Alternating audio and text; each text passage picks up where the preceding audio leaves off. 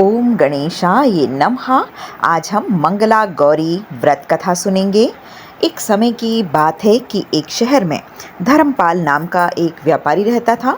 उसकी पत्नी काफ़ी खूबसूरत थी और उसके पास काफ़ी संपत्ति थी, लेकिन उसके कोई संतान ना होने के कारण वे काफ़ी दुखी रहा करते थे।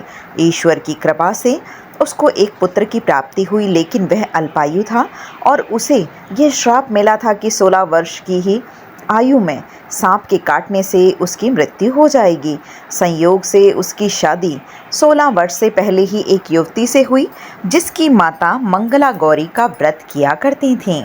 श्रावण मास में मंगला गौरी व्रत परिणाम स्वरूप उसने अपनी पुत्री के लिए एक ऐसे सुखी जीवन का आशीर्वाद प्राप्त किया था, जिसके कारण वह कभी भी विधवा नहीं हो सकती थी। इस वजह से धर्मपाल के पुत्र ने 100 वर्ष की लंबी आयु प्राप्त की।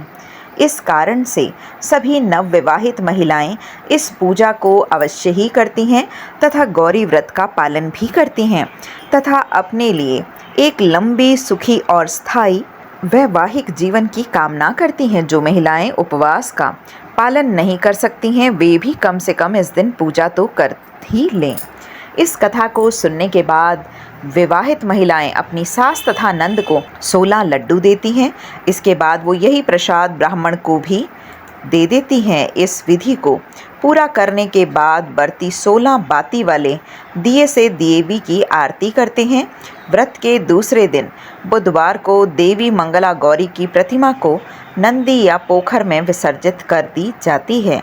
अंत में माँ गौरी के सामने हाथ जोड़कर अपने समस्त अपराधों के लिए एवं पूजा में भूल चूक के लिए क्षमा मांगें।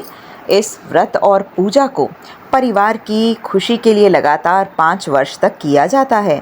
अंततः शास्त्रों के अनुसार यह मंगला गौरी व्रत नियमानुसार करने से प्रत्येक मनुष्य के वैवाहिक सुख में बढ़ोतरी होकर पुत्र पौत्र आदि भी अपना जीवन सुखपूर्वक गुजारते हैं। ऐसे इस व्रत की महिमा है। बोलो माता रानी की जय।